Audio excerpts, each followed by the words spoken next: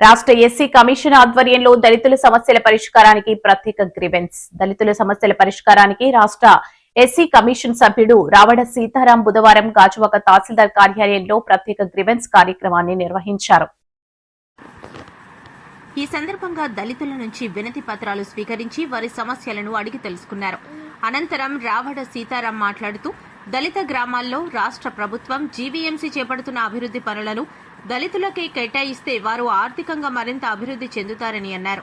దళితుల అభివృద్ధి కోసం గత 30 ఏళ్లుగా తాను వివిధ స్థాయిలో కృషి చేస్తున్నట్లు తెలిపారు. 73వ వార్డ్ కర్ణవాణిపాలెంకు చెందిన అనురాధ అనే మహిళ తనకు చెందిన 400 గజాల స్థలాన్ని ఓ టీడీపీ నాయకుడు ఆక్రమించుకున్నాడని కమిషన్ సభ్యుడికి ఫిర్యాదు చేశారు.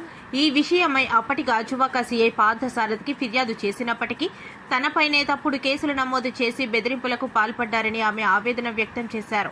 మింది ప్రాంతానికి చెందిన మచ్చి అంబేద్కర్ మాట్లాడుతూ సర్వే నెంబర్ 28లో తమ పూర్వీకుల ఆస్తిగా ఉన్న 3.10 ఎకరాల భూమిలో 2 ఎకరాలను కొందరు నకిలీ పత్రాలు సృష్టించి ఆక్రమించుకున్నారని ఆరోపించారు.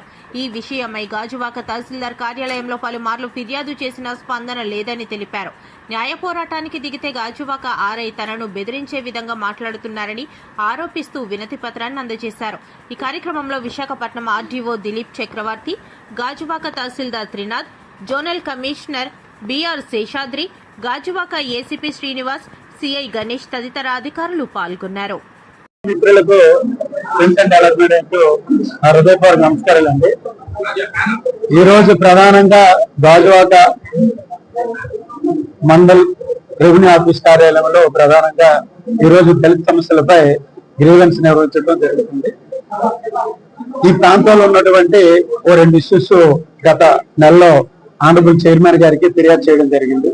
అందులో ఫిర్యాదుదారు ఆమె పేరు అనురాధ, రెండో వ్యక్తి అంబేద్కర్. మేము బాధ్యతలు తీసుకున్న తర్వాత గాజువాక పరిధిలో ఇంతవరకు ఇక్కడ పర్యటించడం అనేది జరగలేదు.